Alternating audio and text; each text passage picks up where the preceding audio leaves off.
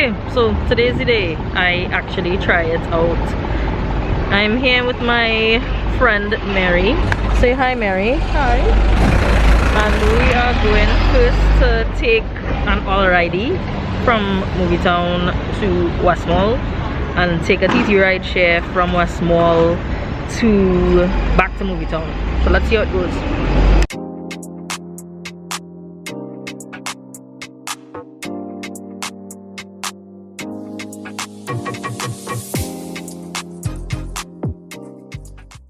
On the bottom left corner, you will see the fare estimate saying cash. Click there and change it to card. I assumed when I entered my credit card, that's my default payment option, but apparently not. On a roll. So this is what you see after you've requested a ride. The estimated time of arrival is 4 minutes. I actually fast forward the screenshot, so it's not in real time, but I want you to pay attention to the time on the top right corner of my screen to actually determine how close to the estimated time of arrival the driver came. The other info you could see are the car model, color, license plate, the driver's first name and last initial, his rating, and the last 4 digits on my credit card. To avoid getting a copyright strike, I'm not gonna play the audio from the car because he was playing music from the radio station.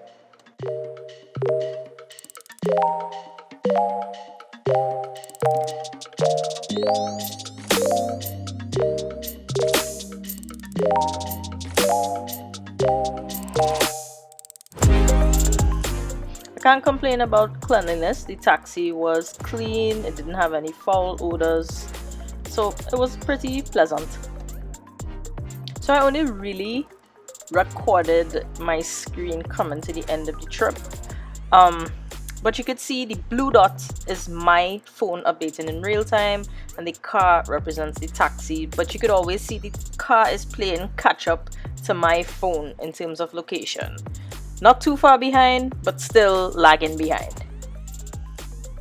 I don't know if it was because he was using his phone to make a call, why that it accounted for that, but I don't think it should. But apart from that, he shouldn't be talking and driving, right? He should have used a Bluetooth headset.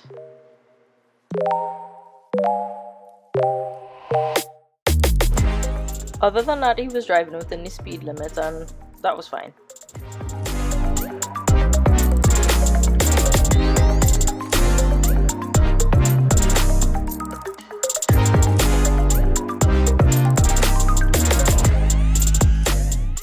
So this was the point I realized that I was not recording my screen in the app, and you can see even from there pretty much the entire journey that the position of the taxi was really lagging behind the actual position of the phone. Not by much, but it was still kind of weird to watch.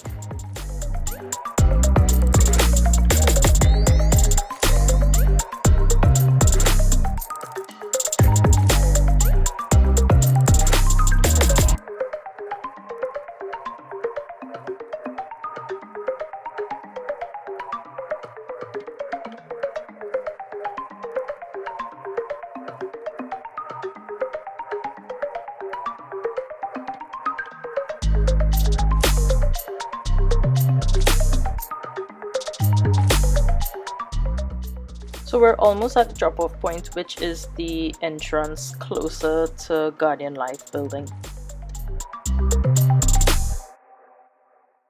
Thank you. Thank you.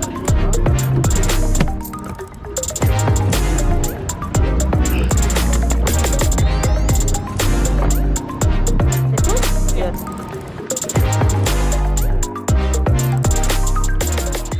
So at this point, you rate your driver and pay, and there are options to tip your driver should you want to do that. So I didn't get TTRideShare on the first go either. Apparently there was a difference between the map and my actual location.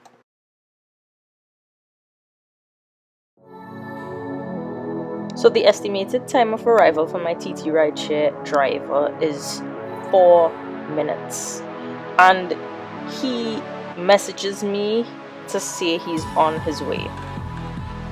But I want you to also compare the time on my phone to the estimated time of arrival to gauge how accurate that feature is.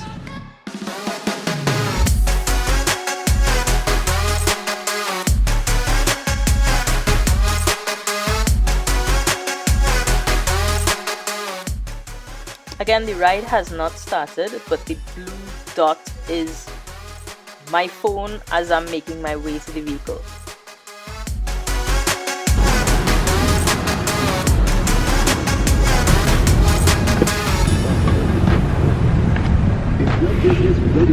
Afternoon. I don't know about you, but the man car was smelling damn good. Is that even hand sanitizer?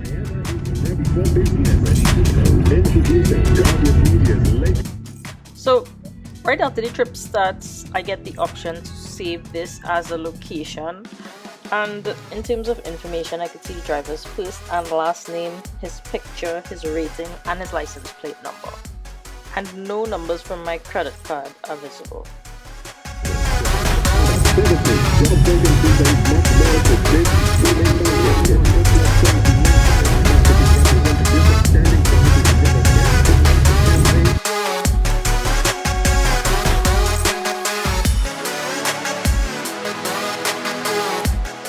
So remember the notice that was posted in September 2019 that TTRideShare would have posted about having restrictions in East Port of Spain? I decided to ask the driver, and he informed me that they never really stopped operating, only immediately after the incident occurred, but that the drivers who are familiar with the area still operate in East Port of Spain. I asked him specifically about Mover, and he said, yeah, the Mover taxi drivers who drive for TTRideShare still operate in that area.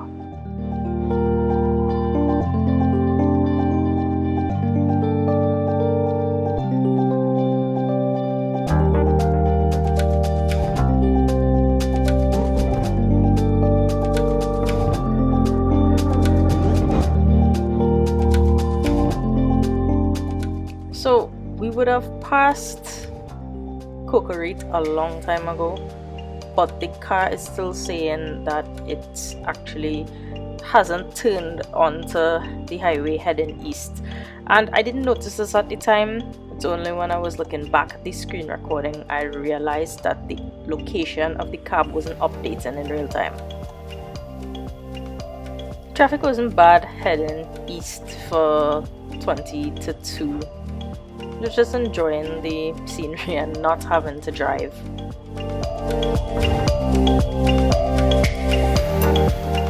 And apart from these add-ons, his car was impeccably clean.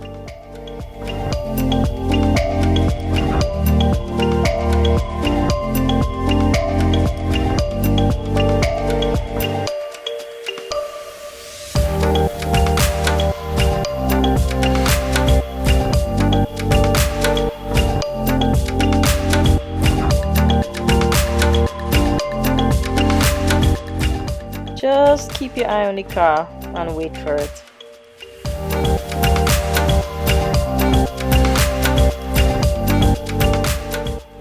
Clearly, TTRideShare is a good substitute for the water taxi.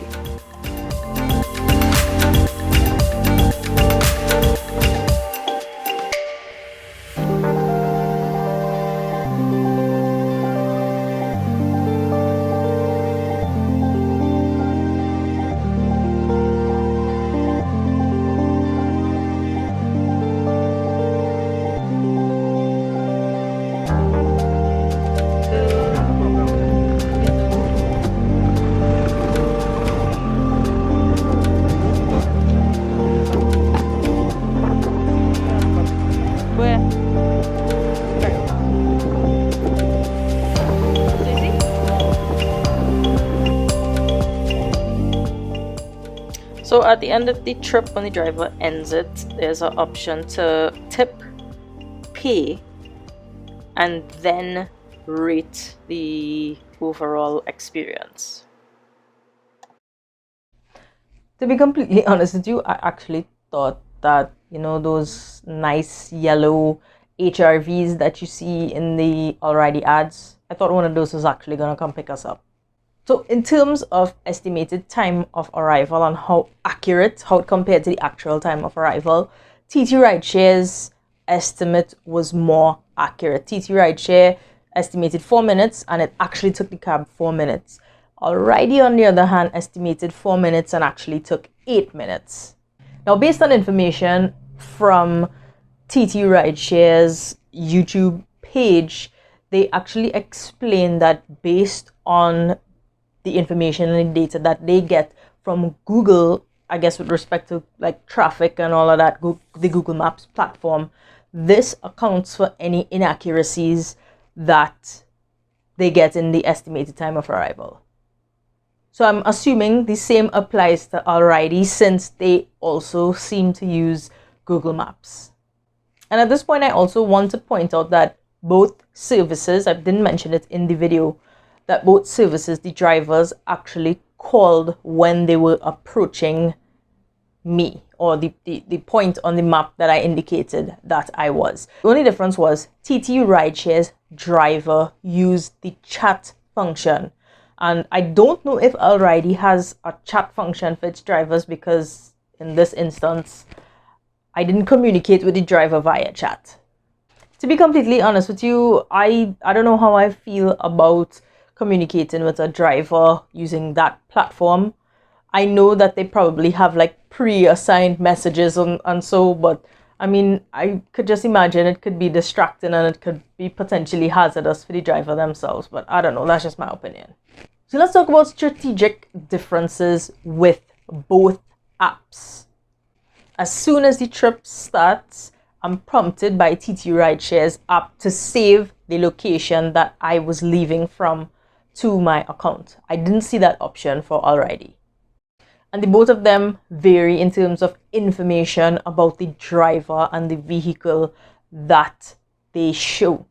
AllRidi showed the driver's first name, last initial. I saw that he drove a Nissan Tida. It was white. I saw his license plate number. I saw his rating.